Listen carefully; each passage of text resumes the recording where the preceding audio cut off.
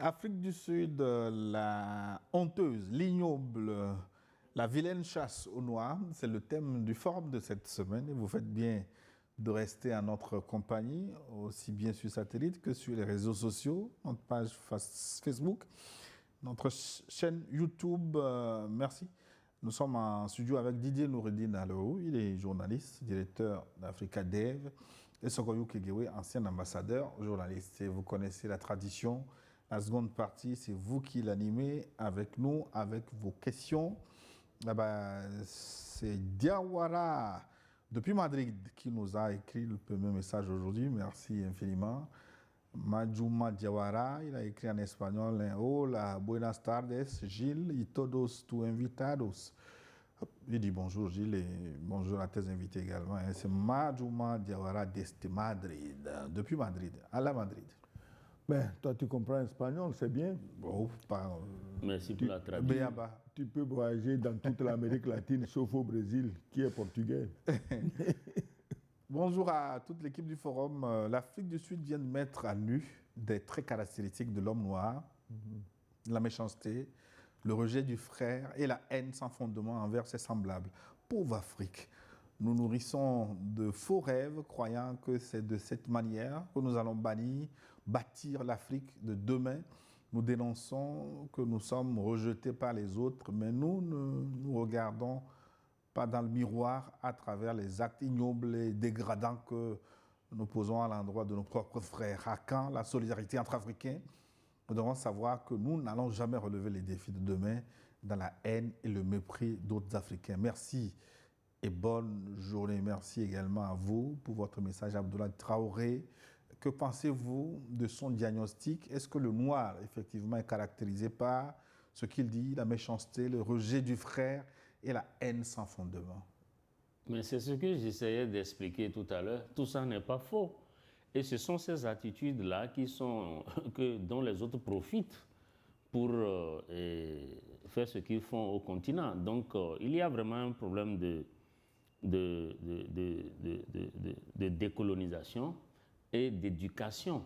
Parce qu'un noir, en tout cas, dans plusieurs cas, on a vu que les noirs n'aiment pas voir leurs frères noirs avancer ou réussir. Donc, il y a un changement de mentalité, une prise de conscience sur lesquels vraiment il faut travailler. Bonjour Gilles, je salue les panélistes. C'est Richard Assinam Tagba de Lomé, du Djolé au Togo. Il y a plusieurs décennies, l'Afrique du Sud a connu le régime de l'apartheid, marqué par de graves exactions contre les populations noires et de nombreuses pertes en vies humaines sous le joug de la colonisation. Aujourd'hui, alors que les mentalités ont évolué et que l'apartheid appartient officiellement au passé, comment expliquer la persistance de telles situations en Afrique du Sud? Peut-on considérer que les anciens démons de l'apartheid sont en train de refaire surface dans cette partie du continent africain? Quelles approches de solutions peut-on envisager pour juguler cette vilaine crise? Se demande notre cher fidèle Richard Assinam Tagba. Merci infiniment. Un message du Burkina Faso. C'est le tout fidèle Judikael Zawadogo en service à Kaya. Je félicite tous les nominés qui vont œuvrer pour rayonner l'Institut des peuples noirs Farafina. Mon coucou au modérateur intrépide Gilles, à Didier, qui, à travers ses analyses pertinentes, donne envie de suivre l'émission. À Moba, mon frère, mon inspirateur, camarade, ambassadeur Sogoyou Koaku Kegewe. Je me demande, est-ce que notre albinos noir, ce n'est pas la rupture avec la France? Pour ce qui concerne le thème du jour, je suis désolé. Et cela me fait très mal de savoir que l'ennemi de l'Afrique, c'est l'Africain. Comment un Africain peut dire à son frère qu'il est impossible à la personne de circuler? J'en veux aux dirigeants africains qui partagent des informations, qui suivent la volonté des impérialistes. Vous allez m'excuser, mais chaque peuple mérite ses dirigeants. À bas les dirigeants corrompus, à bas les dirigeants qui ne pensent pas à l'avenir de leur population, à bas les dirigeants qui, une fois élus, changent la volonté des populations. Merci pour l'éveil des consciences, en avant pour la décoloration mentale, en avant pour la déconstruction mentale, victoire au peuple, pouvoir au peuple. Merci Judy Kael Savadogo. Bonjour Niot Forum, merci pour votre émission. Ce qui se passe en Afrique du Sud, c'est inimaginable. Nous écrit Ismaël Bara. depuis Milan, en Italie. Merci. Je pense que ce message vient du Sénégal. Bonjour, le plateau. Je pense que les Sud-Africains ont la mémoire courte. Pendant l'apartheid, toute l'Afrique s'indignait de leur sort, dénonçait la sauvagerie dont les Blancs faisaient preuve alors qu'ils sont des idiots qui méritaient cela. Les Blancs ont pris toutes leurs institutions, leurs terres. Il y a même une ville nommée Orania où ils sont interdits d'accès. Pourquoi ne se sont-ils pas battus pour cette localité? Les Noirs ont déjà érigé une ville où ils ont dit que c'est pour les étrangers. Pourquoi l'homme noir se montre-t-il idiot comme ça? Quel péché on a commis pour être rejeté partout, y compris notre propre terre? Ils nous ont pris tous les autres continents déjà en nous exterminant, en montant les uns contre les autres. Aujourd'hui encore, on leur prouve à nouveau qu'on ne s'aime pas. Cette race de Noirs risque de disparaître un jour à cause de notre complexe d'infériorité à ne point savoir où se trouve notre priorité. On fait la guerre contre soi-même et on fait asseoir l'oppresseur tranquillement. Merci pour votre contribution pour cette émission. Bonjour Gilles, bonjour aux panélistes, le doyen Sogoyou et Didier. L'Afrique du Sud, c'est une honte pour l'Afrique, vu l'histoire de ce pays qui a été soutenu par toute l'Afrique pour sortir des griffes des Blancs pendant la période de l'apartheid. Nelson Mandela doit se retourner dans sa tombe. En ce qui concerne les mercenaires terroristes, l'AES sera leur tombe. La mort du général Sadio Camara est un sacrifice pour toute l'Afrique. Malheureusement, c'est des Noirs qu'on envoie à l'abattoir, c'est dommage. Mais nous devons faire attention à la nomination de ces gens. Ce sont des mercenaires terroristes et non des djihadistes. Sinon, ceux qui les ont créés ne sont pas musulmans. Alors, il fallait peut-être commencer à les convertir eux d'abord, au lieu de s'en prendre aux pauvres qui sont déjà musulmans, avant même que leurs arrière-grands-parents ne viennent dans ce monde. C'est Draman Saounera depuis Paris en France. Ah oui, mais cela me donne l'occasion d'ouvrir une petite parenthèse sur les 400 terreaux qui ont été envoyés au repos éternel au Burkina Faso. Il paraît que c'est une opération chirurgicale, une riposte foudroyable. Oui, quand on envoie les grands chefs terroristes, comme le fameux général Gomar, on ne sait pas où est-ce qu'il a pris le grade de général. Bon, parce que normalement, un général, je te dis que ça se respecte. Un général, c'est quelqu'un vraiment qui a quelque chose dans la tête. Alors, en fait, chaque fois qu'on les envoie parler, c'est une façon de dire on va attaquer. Donc, ils veulent préparer le terrain. Si ça avait réussi, ils allaient dire bon voilà, on vous avait dit que ça ne va pas, hein, qu'il n'y a pas la sécurité là-bas. Hein. Or, s'il y a un pays aujourd'hui où il n'y a pas la sécurité, c'est en France. Hein. Un enfant ne peut pas sortir seul, une femme ne peut pas sortir seule, c'est en France. Donc, ce n'est pas en Afrique. Aucun pays n'est aussi menacé par l'insécurité que ne l'est la France aujourd'hui en Europe. Aujourd'hui, beaucoup de Français sont en train de fuir la France. Gomar n'a pas vu ça. Son maître n'a pas vu ça. Aucun Burkinabé n'est en train de fuir la Côte d'Ivoire, de fuir le Burkina Faso. Donc, les 400 terroristes, ce n'est que l'avant-propos. Hein. Il y aura pire.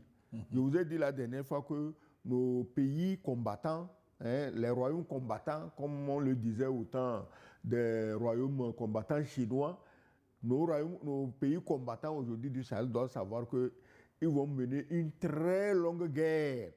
Tant que la France ne finit pas par un autre Dien Bien Phu dans le Sahel, elle ne s'en ira pas. Hein. Il faut une victoire décisive dans le Sahel. Et Didier, d'ailleurs, au Mali, il y a eu également des attaques coordonnées dans plusieurs villes. Oui. Menaka, Gao, Sévaré, etc., Aguelhok. Oui. Mais cette fois-ci, la riposte a été très rapide. Oui, la riposte a été très, très rapide et l'efficacité était vraiment au rendez-vous. Vous savez que ces derniers temps, quand même, l'armée unifiée de l'AES est montée en puissance et que les résultats sont vraiment palpables. Mais dans ce contexte, il faut quand même noter quelque chose d'assez extraordinaire, c'est que ce soit vraiment le terrorisme ou d'autres mots qui minent aujourd'hui le continent, vous avez l'impression qu'il y a quand même une sorte de sort qui s'abat sur le continent. Parce que si vous prenez le terrorisme, par exemple, c'est qui meurt? C'est cette jeunesse qui aurait pu servir de main-d'œuvre, qui malheureusement est en train qu'on est obligé de tuer, qu'on est obligé de neutraliser. Et pourtant, c'est des jeunes dont on devrait en temps normal se servir pour développer nos pays. Donc vraiment, ne serait-ce que dans l'agriculture. Ne serait-ce que dans l'agriculture. Et vous regardez bien ce qui se passe, c'est-à-dire que les impérialistes sont toujours aux aguets. Vous avez vu qu'il y a une base militaire européenne qui vient d'être érigée là au Tchad, non loin du Niger et de la Libye. Et dans le contexte où l'AES se bat contre les forces impérialistes et pour sa souveraineté, vous avez vu que le président Idriss Déby Kaka, Mahamat Déby, a tout simplement accepté qu'une base militaire de cette ampleur soit érigée aux portes du Niger, ce qui est vraiment... Mais pourquoi il souffle le chaud et le froid? Ce qui est vraiment déplorable. Et c'est là où je voulais faire la jonction pour dire que... Le matin, il chasse, le soir, il est fait revenir. Quand vous regardez le continent, vous constatez que vraiment c'est le noir qui est un loup pour le noir, malheureusement. Donc c'est vraiment triste, Et il faut qu'on continue à sensibiliser, à faire prendre conscience aux gens. Je crois que l'objectif de Mahamat Déby, c'est surtout de se protéger contre les rebelles qui viennent à la fois du Soudan, de la Centrafrique. Et je crois que c'est d'abord ça. Est-ce qu'il y a des rebelles qui viennent de Centrafrique? Il y a d'abord ça, mais et malheureusement, le Tchad aujourd'hui est truffé de tout ce qu'on peut avoir comme service de renseignement, comme infiltré aujourd'hui au Tchad. Et c'est dans ces conditions-là qu'il envoie une ministre pour faire une tournée dans la région et inviter les leaders charismatiques de l'AES. Je pense que je ne suis qu'un analyste, je n'ai pas à donner mon point de vue sur ce que je pense sur cette invitation. Oui, vous voyez, l'Africain, c'est l'Africain. C'est ce que nous sommes en train de dire ici. Demain, on chasse les Français, le lendemain, on va faire des courbettes à l'Élysée, on les ramène. Tu dis qu'il a peur de qui? Mais l'armée tchadienne est l'armée la plus combative qui soit en Afrique. Les Tchadiens peuvent se protéger eux-mêmes. Tu le sais. Oui. Ces gens-là, ils étaient au Mali. Partout où on a besoin de vaillants combattants, c'est les Tchadiens qu'on sollicite. Donc si aujourd'hui ils se livrent à ça, c'est eux, ils sont en train d'organiser des attaques contre la Centrafrique. Ils ont déjà commencé. Dès que ces troupes étrangères sont arrivées, leurs hommes vont encadrer les terroristes, les milices, les machins pour attaquer la Centrafrique. D'ailleurs, le président centrafricain que nous protégeons bec et ongle ici, mais lui aussi, entre-temps, on le voyait ramper, raser les murs à l'Élysée. On ne sait pas ce qu'il cherche. Ou bien tu veux être libre, ou bien tu ne veux pas être libre. C'est tout. Si vous êtes sûr que l'Élysée vous est indispensable, mais traitez avec l'Élysée, vous êtes des pays souverains, on ne vous fera aucun reproche pour ça. Mais si vous allez là-bas pour comploter contre les pays voisins, ce n'est pas la peine d'envoyer des émissaires et inviter tel président, inviter tel autre président. Je crois qu'il lui suffit d'inviter Macron et son sommet réussira. Koto Ogou béninois depuis Bouaké, en Côte d'Ivoire, nous a écrit, pour lui, ce sont les impérialistes qui sont à la base de tout ce qui se passe en Afrique du Sud. Merci pour votre participation. Kofi à Tchangbadé. Tchangbadé, c'est... Non, c'est à Kara. Ça dit que c'est la route entre Kara et Kabou. Et Djamdé. Je l'ai invité, oui, je donne raison au grand frère ambassadeur Sogoyou pour la version selon laquelle l'expulsion des migrants n'est pas une invention de l'Afrique du Sud. En effet, dans les années 90, certaines communautés du nord du Togo ont été expulsées de certaines localités de la région des plateaux. Voilà que ce silence radio dans les pays africains face aux actes posés en Afrique du Sud. On continue cette émission. Cyril, le pape, est de retour aujourd'hui. J'ai pour habitude d'éviter de toucher aux démons togolais, donc on laisse ça. Bonjour Gilles, bonjour Didier, bonjour à toute l'Afrique d'excellence et félicitations pour votre travail. C'est le pape Cyril depuis Paris. Ceux qui, hier, rejetaient les Africains sont aujourd'hui à leur tour confrontés au rejet. Même aux États-Unis, certains Afro-Africains considèrent que les Africains viennent prendre leurs emplois. Voilà. L'histoire nous montre que, quel que soit le niveau d'éducation, la peur de l'autre et le réflexe de vouloir le renvoyer chez lui demeure profondément ancré. Un constat s'impose, les populations noires sont encore très souvent les premières victimes de ces phénomènes d'exclusion. Pourtant, l'être humain est nomade depuis son apparition sur Terre. Les migrations ont toujours existé et continueront d'exister. Au-delà de la victimisation, ne devrions-nous pas nous interroger sur les causes profondes de cette situation? Le capitalisme, fondé sur une concurrence permanente pour les ressources et les opportunités, ne contribue-t-il pas à alimenter ces tensions?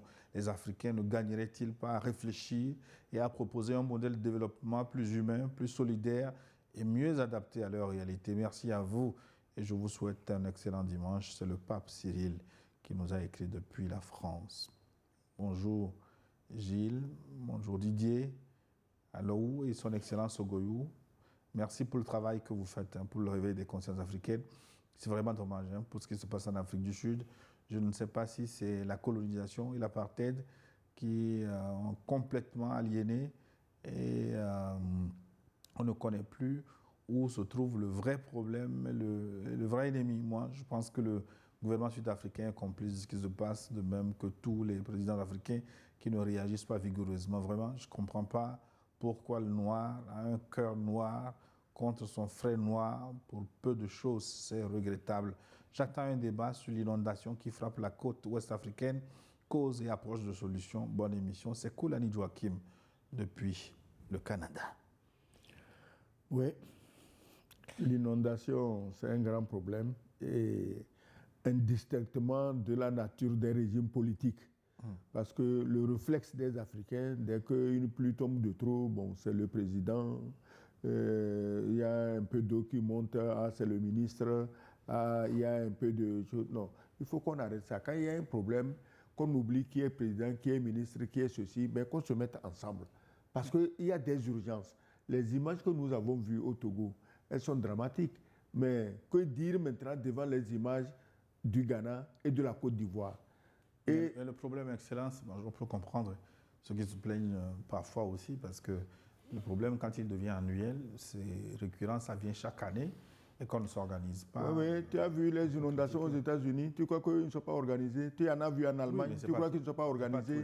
Non, non, écoutez, il y a des limites à tout. Oui. Il y a des pluies. Quand on te dit qu'il est tombé en 2 jours 400 millimètres de pluie, ce qui est normalement le niveau pluviométrique annuel dans certains pays, il faut se dire que même si tu avais mis des bunkers partout, tu serais envahi par l'eau. Excellence, les images que nous avons vues là, il faut être honnête et reconnaître qu'il y a des choses à faire. Je ne minimise pas les images et je ne dédouane pas ce qu'ils devaient faire. Oui, mais c'est ce que... Je ne minimise pas les images et je ne dédouane pas ce qu'ils devaient faire. Vous avez dédouané, puisque vous dites que ça se passe dans tous les pays. Donc. Oui. Ça, je dis ceci, je dis que quand il y a le problème, au lieu de se mettre à se chamailler qui a fait ou qui n'a pas fait quoi, qu'on voit dans l'immédiat qu'est-ce qu'il faut faire pour soulager les gens. Tu t'imagines, l'eau a envahi ta chambre, tu as des enfants, tu as tout, tu ne sais pas où aller. Qu'est-ce qu'on fait? Oui, moi je suis d'accord avec vous, mais après l'immédiat, il faut réfléchir pour que le même problème... D'accord, mais il faut réfléchir, mais l'immédiat doit être assuré. C'est pas... Oui, sur l'immigration, sur les inondations, je crois que le problème il est plus complexe, c'est-à-dire que nous sommes trop dans le conjoncturel et nous oublions de structurer nos affaires. C'est-à-dire que d'abord, on sait déjà qu'avec le changement climatique, qui n'est même pas de notre faute, c'est-à-dire que c'est d'autres continents qui font leur affaire et nous, les conséquences rejaillissent sur nous. On sait déjà. Donc aujourd'hui, la science a beaucoup évolué. Les météos prévoient. On sait qu'avec ce changement climatique-là, que sur tel nombre d'années, les prévisions existent. Donc on aurait dû quand même prendre des dispositions. Et vous savez qu'en Afrique, ce qui nous différencie des autres, c'est notre incapacité à programmer sur le long terme. C'est ça notre problème. Donc c'est ça le fondamental. C'est-à-dire que nous sommes toujours en train de courir après les solutions immédiates. Or, un pays ne se développe pas avec des solutions immédiates. C'est une structuration qui doit être faite, c'est une programmation, c'est une vision sur le long terme. Les schémas existent. Les projets existent, les programmes existent, mais est-ce que dans l'exécution des programmes que nous avons, que nous élaborons, qui sont de bons programmes, de bons projets, est-ce que nous arrivons vraiment sur la durée à travailler de manière rigoureuse? Je crois que c'est à ce niveau que nous avons des problèmes. Tu sais, quand je vois les images et les spectacles il faut mettre tout le monde devant ses responsabilités. Il faut mettre les dirigeants devant leurs responsabilités, mais il faut aussi mettre les populations devant leurs responsabilités. Parce que si on fait abstraction de la responsabilité des populations, on va nager toujours dans la merde jusqu'à la fin du monde. Qu'est-ce que les eaux charriaient? Tu as vu ce que les eaux là charriaient? Ce que ça charriait là, c'est ça qui a bouché les égouts. Et à Abidjan, à Accra, tous les égouts, j'ai dit les égouts, les caniveaux, on n'a pas fait d'égouts. Justement, voilà. Donc ça a bouché. Il faut qu'on dise la vérité aux gens. Pourquoi vous tournez autour du pot? Puisque vous avez vu les images, vous avez vu... Non, on ne tourne pas autour du pot. Voilà. Il y a un problème il n'y a pas que les caniveaux. Il y a un problème de programmation, mais il y a un problème d'incivisme aussi. Ce que moi je voulais dire, c'est que les caniveaux ne suffisent pas. Il faut de vrais égouts. C'est-à-dire que les caniveaux tels qu'on le fait, l'entrepreneur veut gagner sur le marché, la profondeur qui devait être de 50 cm remonte à 30 cm. Non, la largeur qui devait être de 1 mètre devient 80 cm. Il faut laisser l'histoire de ces caniveaux improvisés sans règles techniques. Mais qui doit le faire? Laisse-moi parler, il faut de vrais égouts. Nous avons la chance, ces villes endommagées, Lomé, Accra, Cotonou, j'ai dit Cotonou, Abidjan, sont des villes côtières, des égouts bien faits, évacuer toutes les eaux dans la mer, en un clin d'œil, et il n'y aurait pas d'inondation. Il faut faire des égouts. Parce que ce que vous dites, non, on va recommencer avec des caniveaux bricolés, non. Il faut faire des égouts, de vrais égouts, et on a des ingénieurs compétents pour ça. C'est ça la structuration. C'est pour ça que je disais qu'on devrait structurer. Les choix qu'on doit opérer, c'est vraiment... On sait déjà que ces villes-là... On a des ingénieurs. C'est des villes qui sont situées au bord de la mer. Maintenant, quelles dispositions on prend pour qu'en temps de crue ou en temps de difficultés liées aux inondations et aux pluviométries fortes, comment on fait pour être à l'abri de ces sinistres? C'est toute la question. Et vous avez raison de le dire. La responsabilité est partagée. Les dirigeants, mais aussi le civisme des populations aussi doit beaucoup contribuer. J'ai vu les détritus que charriaient les eaux là, mais ça fait peur. Ouais. Ben, si les détritus ont emporté, comme on dit, des dépotoirs, c'est normal que la situation est... Oui, il y a tout. C'est-à-dire qu'on n'est pas à la recherche d'un saint dans cette affaire, mais on est à la recherche des solutions immédiates et à venir. Voilà. Il faut des égouts, de vrais égouts. Qu'est-ce que tu crois? S'il y avait un égout qui a la largeur d'une rue, une profondeur de moins 4-5 mètres sous la terre, jusqu'à la mer, dis-moi quelle eau l'égout là ne peut pas charrier. Quelle eau? Alors. Je vais reprendre avec les messages d'un moment à l'autre. Tant que je règle un petit souci avec ma tablette, il y a une question qui était restée en suspens. Quelle éducation, quelle réforme politique pour guérir le continent de ce poison? Didier Allo? IPN. Farafina. Ah oui. IPN Farafina. Il faut tout reformater. L'éducation, les écoles, mais attendez, nos écoles même, c'est la pagaille. Qu'est-ce qu'on apprend aux enfants? On les apprend à aider le colon et la colonisation. C'est ce qu'on leur apprend. On leur apprend à s'oublier eux-mêmes. Ils ne connaissent pas leur roi, ils ne connaissent pas leur chef. Regarde, la dernière fois, on a perdu un grand chef à Noché. Mais combien d'enfants togolais apprennent son chose à l'école? Mais on va étudier des conneries de Napoléon, de qui à l'étranger. Mais il faut recentrer sur nos intérêts, l'éducation sur nos intérêts.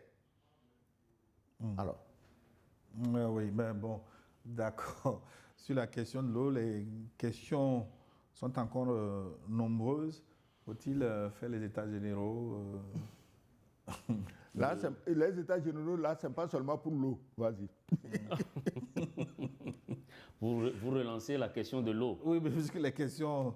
C'est normal parce que ça tient... Non, je crois que c'est une occasion quand même pour tous les pays qui ont subi cette inondation. Mais les raisons ne sont pas exactement les mêmes dans tous les pays. Hein. Bien sûr. Il y a quand même des nuances. Il y a des nuances, très bien. Mais je crois que pour les pays qui n'ont pas encore vraiment pensé à faire des infrastructures bien adaptées, je crois que c'est l'occasion de faire un programme, de faire un projet. Et à partir de ce moment, se donner donc un calendrier de l'exécution des travaux. Je crois que Et c'est vers ça que nous devons aller. Aujourd'hui, comme vous l'avez dit, nous avons des ingénieurs, il y a même des études qui sont faites, qui sont disponibles. Et peut-être on peut dire que ce sont les ressources qui manquent maintenant. Et ça fait partie maintenant des priorités. Maintenant, il faut voir là où il faut orienter maintenant. Quelquefois, les ressources sont là, mais on ne traîne les pas. Quelquefois, les ressources sont là, mais on ne traîne les pas. C'est ça le plus grave. Retour à notre sujet et au message des téléspectateurs. Dieudonné, alias le tonnerre depuis la France. Oh, ça fait peur, hein, le tonnerre. Ça fait peur. On peut l'accorder, nous sommes en temps de pluie. Bonjour Togboui Mawena, bonjour Didier, sans oublier Papa Sogoyou. Franchement, c'est vraiment écœurant d'observer les scènes macabres qui se passent en Afrique du Sud, sur la terre de Maman Chérie Africa, avec le mutisme de nos dirigeants. Quand je suis votre émission, j'ai fait un exercice rapide pour voir comment les autres pays africains victimes de la xénophobie sud-africaine nourrissent leurs bourreaux en contribuant au développement économique de ce pays à travers son puissant réseau GSM. Voici les nombres d'abonnés dans les pays suivants. Côte d'Ivoire 17 millions, Bénin 8 millions, Ghana 30 millions, Nigeria 62 millions. Seuls ces pays cités, nous sommes à 128 millions d'abonnés. Si chaque abonné paye 1000 francs de crédit, imaginons un peu, pour répondre à ces agitations sud-africaines, on doit lancer un boycott économique actuellement. Œil pour œil marche très bien. Signé Dieudonné alias le tonnerre depuis l'Hexagone. C'est son point de vue. Oui. Oui, moi je crois que, je l'ai déjà dit, il ne s'agit pas de fermer, mais de trouver une réponse économique. Les Ghanéens, Nigériens qu'on a chassés, qu'ils aillent travailler dans les choses MTN dans leur pays et que de l'argent serve à les indemniser. Encore que quand vous parlez de ces sociétés de téléphonie mobile, peut-être que ce sont des sociétés anonymes qui ne sont pas détenues exclusivement par... Mais MTN, on sait d'où ça vient. Anonyme ou pas anonyme, on sait d'où ça vient. Il y a peut-être beaucoup d'autres investisseurs qui viennent... Mais ça fait leur affaire. Si vous avez investi avec un escroc, vous allez perdre. On n'en sait rien. Donc, pas de discrimination. Mbote, Gilles et à toute l'équipe de New World TV, mes respects, Papa Sogoyou et le grand frère Didier. On parle souvent du racisme que les Noirs subissent aux États-Unis, en Europe ou ailleurs, et c'est normal de le dénoncer.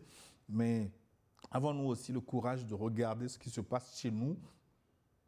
En Afrique du Sud, des Africains sont attaqués parce qu'ils viennent d'un autre pays africain et ce n'est malheureusement pas un cas isolé. Le tribalisme, la xénophobie et le rejet de l'autre existent aussi dans plusieurs pays africains. On peut être traité comme un étranger au Congo, au Gabon, au Rwanda, en Algérie, en Mauritanie, parfois même dans une autre région de son propre pays. Le vrai combat n'est pas seulement contre le racisme des autres, il est aussi contre nos propres divisions avec des institutions faibles et des sociétés civiles souvent silencieuses.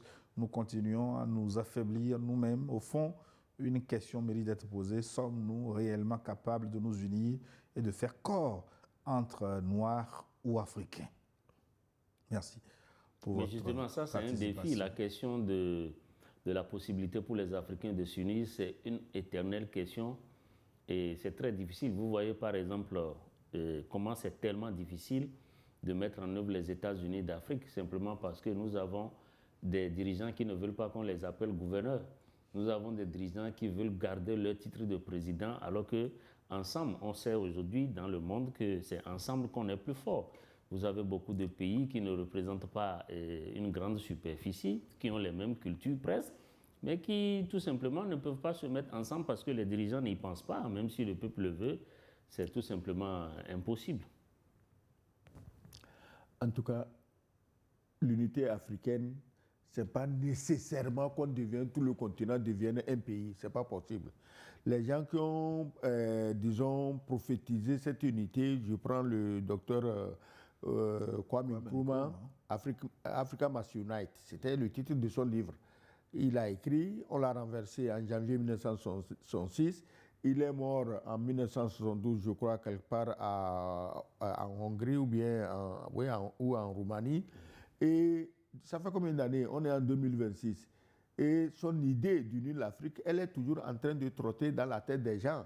Mais mettre même malgré ça, mettre aujourd'hui 2 pays ensemble, ça ne tient pas. 3 pays ont pu se mettre ensemble dans le Sahel. Il faut voir l'enfer qu'ils sont en train d'endurer. Et ce n'est pas seulement à partir des Blancs, c'est d'autres Noirs qui aussi organisent leur enfer parce qu'ils n'aiment pas ça. Le Noir dont la tête a été blanchie, le cerveau a été blanchi, et bon, naturellement, sa femme a été blanchie avec des crèmes impossibles. Bon, eux, ils n'aiment pas entendre dire que 2 ou 3 Africains se sont mis ensemble pour réfléchir. Donc, il faut persévérer. Ça ne veut pas dire qu'il faut se décourager, non.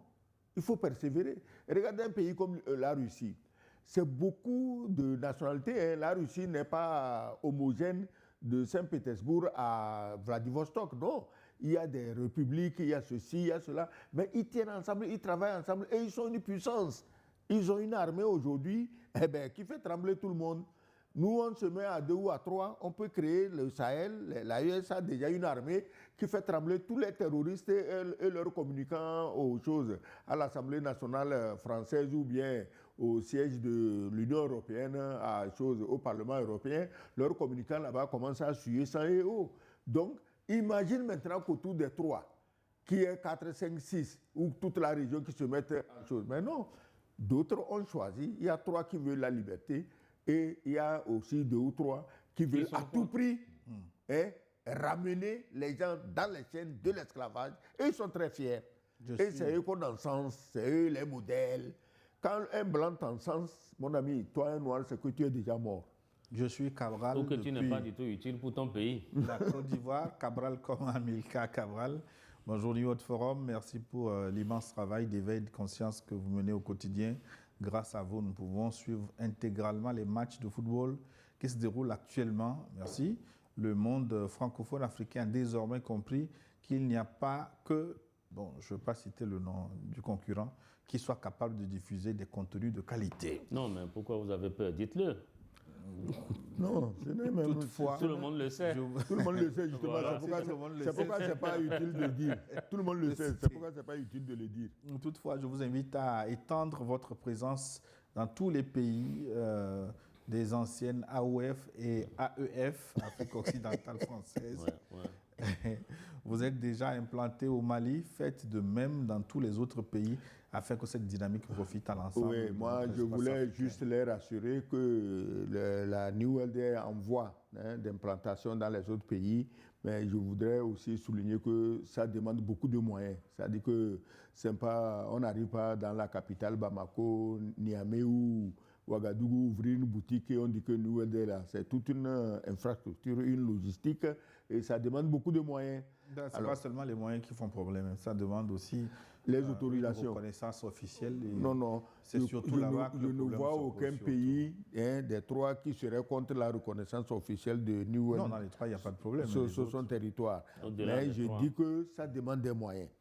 Voilà, ça, bon, si maintenant il y a des gens qui ont des moyens, qui veulent se mettre en contact avec la direction de New World pour dire, ben, écoute, je veux accélérer l'arrivée de New World à Niamey ou à Ouagadougou, je crois que la direction de New World serait disposée à discuter. Pourquoi seulement les 3 ?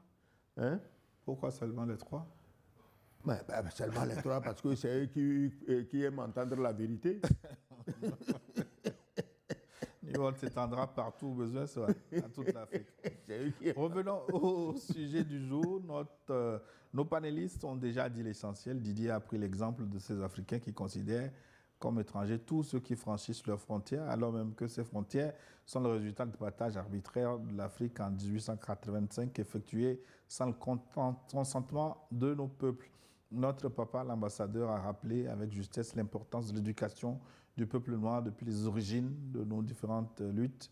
Hélas, nous faisons face à un peuple profondément aliéné, excusez-moi du terme, mais ne soyons pas surpris. Dès 1986, Thomas Sankara évoquait déjà le syndrome de Stockholm pour décrire cette forme de soumission psychologique observée chez ces Sud-Africains. Il est nécessaire que tous les États africains prennent leurs responsabilités afin de mettre un terme à cette dérive et de favoriser une véritable prise de conscience collective. Merci. C'est Cabral depuis la Côte d'Ivoire. Ils sont encore nombreux à nous envoyer leur contribution. Christophe Boni, maintenant. Que nous dit Christophe? Bonjour, mon très cher papa. Bonjour, grand frère Gilles et grand frère Nourdine. Franchement, je suis Je suis dépassé. Ce qui se passe en Afrique constitue une atteinte à la dignité humaine et rappelle les périodes les plus sombres de notre histoire. Aucun être humain ne devrait être pris pour cible en raison de la couleur de sa peau, de son origine ou de son identité. Un proverbe yoruba dit « l'ennemi est chez soi ». Donc l'ennemi de l'Africain, c'est l'Africain lui-même. On ne peut pas se comporter comme ça entre nous et toujours espérer le respect des autres. Ça me rappelle aussi un comportement dont on ne prête pas attention et qui nous divise sans qu'on s'en rende compte. Par exemple, au Bénin, on appelle ceux venant du nord les nordistes et ceux venant du sud les sudistes, au lieu de se traiter plutôt comme des frères et sœurs. Il faut qu'on arrête avec une certaine mentalité pour mieux organiser notre société. Je remercie Dieu pour ce deuxième culte d'aujourd'hui. Bon dimanche à vous. C'est Christophe Bouli. Oui, à propos de... attends, il ne faut pas que je perde le fil de mes idées. Je vous laisse retrouver le fil de vos idées. Le temps de relayer les de Congo-Brazzaville. Vous avez retrouvé les histoires du nord, du sud, de l'est, de l'ouest. En réalité, ça existe dans tous les pays. Hein. Si vous allez même en France, il y a ça. Hein. Comment on appelle ça? Il y a les Corses, il y a les Bretons, il y a les Alsaciens. Ils ont cette différence-là. Mais ils se sont mis d'accord que l'État français est au-dessus de tout. J'ai vécu en Allemagne, j'ai vu, il n'y a rien de commun entre un Bavarois et un Prussien au nord. Hein. Mais ils se sont mis d'accord que l'Allemagne est au-dessus de toutes ces considérations. À la limite, ils en font des blagues entre eux. Si nous ne pouvons pas atteindre ce genre de comportement dans nos pays, c'est que nous-mêmes, on se condamne à mort. Nous-mêmes, on se condamne à mort. Bonjour à tous. Je vous suis sur YouTube depuis la fameuse forêt de Mayombe, en République du Congo. C'est Soumala Sila, un ressortissant de l'AES depuis Brazzaville. Didier, on vous suit de partout et même depuis la forêt. Ça fait plaisir de le savoir. Il reste qu'on nous suive sous l'océan, hein, mais c'est tout à fait possible. Bonjour. Non, moi je suis sûr que si tu vas dans les sous-marins français, on nous suit. On ne peut exclure. C'est un grand provocateur. On nous suit dans les sous-marins. C'est le camarade Tarbagdo Sidi Ahmed depuis le Burkina Faso. D'abord, permettez-moi qu'on salue et félicite l'ambassadeur qui a été aperçu sur les antennes locales,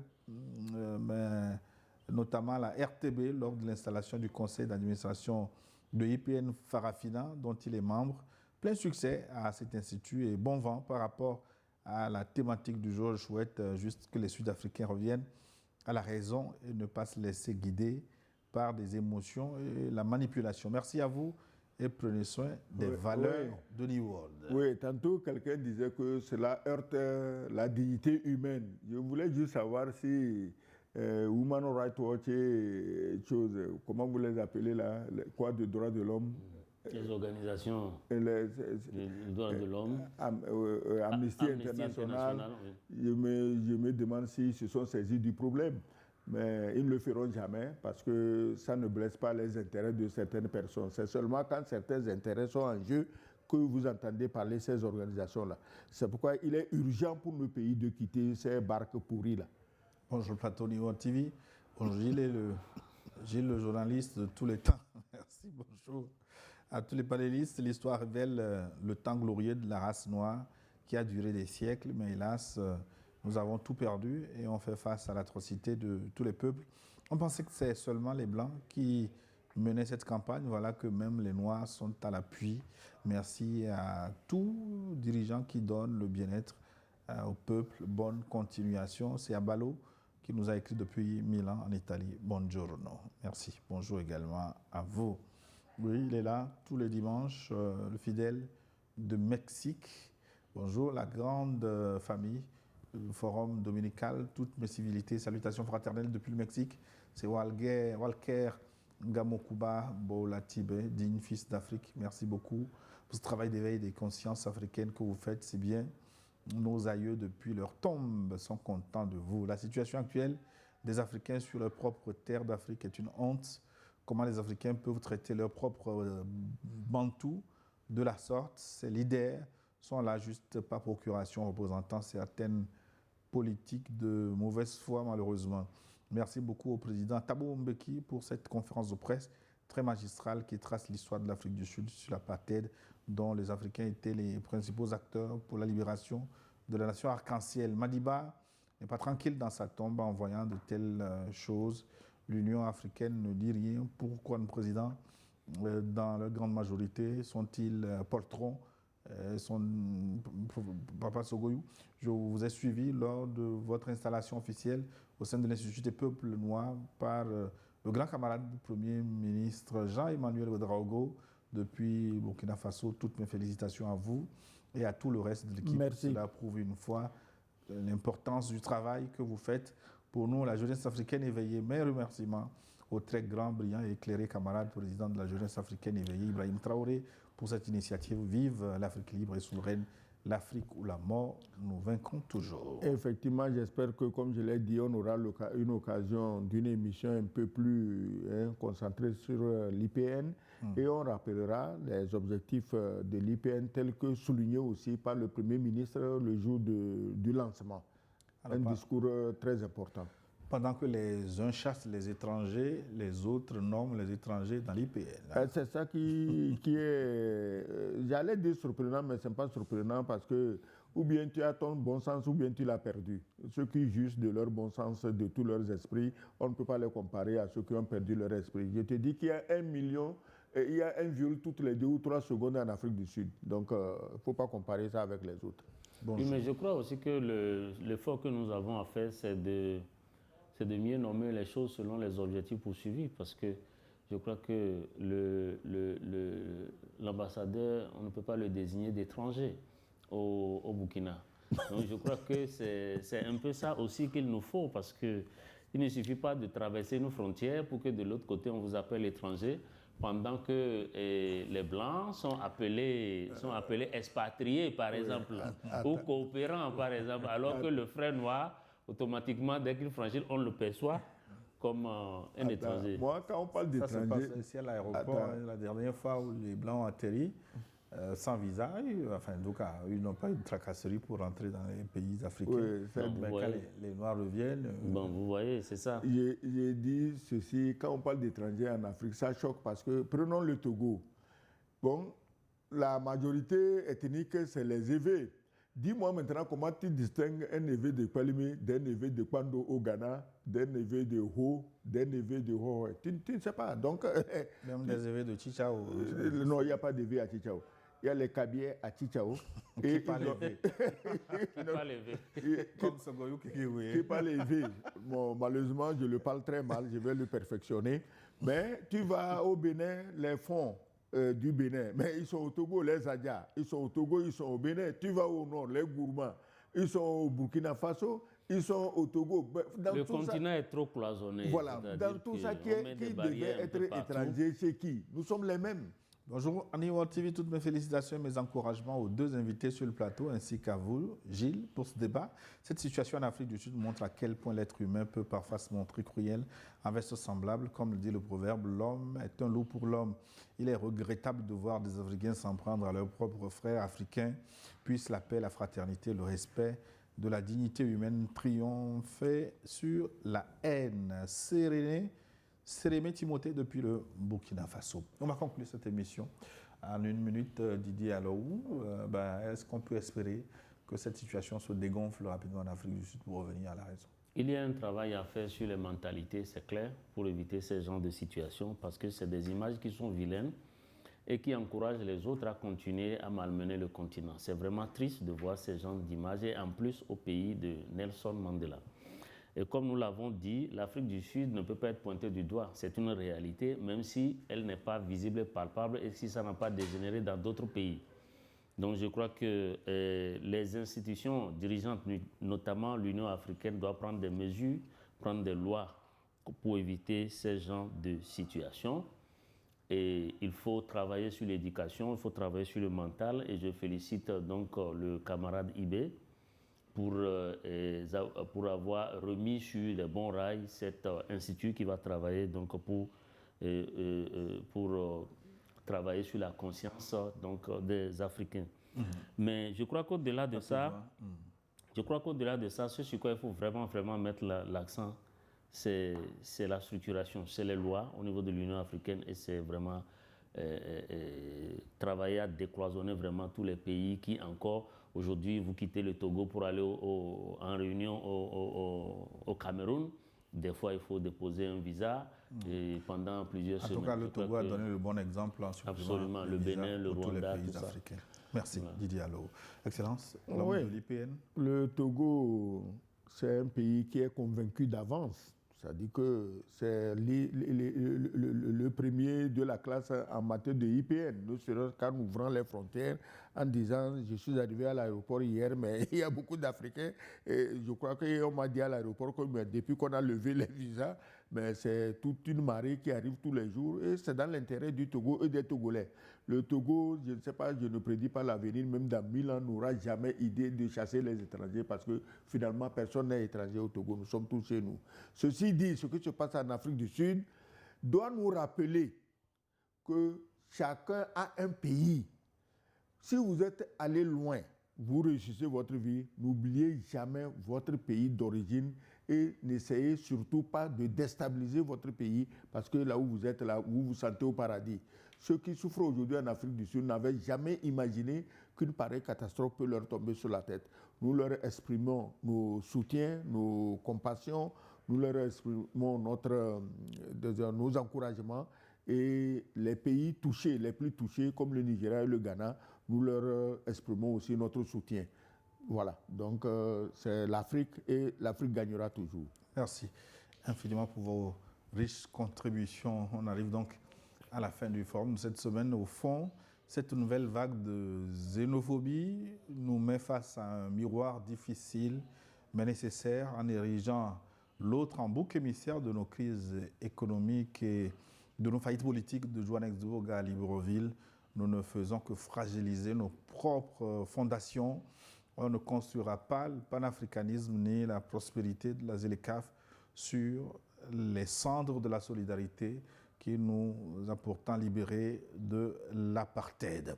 L'Afrique ne pourra s'élever et peser dans le monde de demain si elle continue de fermer ses frontières et de rejeter ses propres enfants. Merci à l'équipe technique qui nous a encore accompagnés ce dimanche. Séverin Maglo à la réalisation et Mawade pour le son, Didier Samon sur les réseaux sociaux, Hervé Tatagan à la diffusion info et Patrick Ayele sur la radio New World FM 90.5 émettant du Togo vers le monde. Merci de nous avoir suivis et à très bientôt.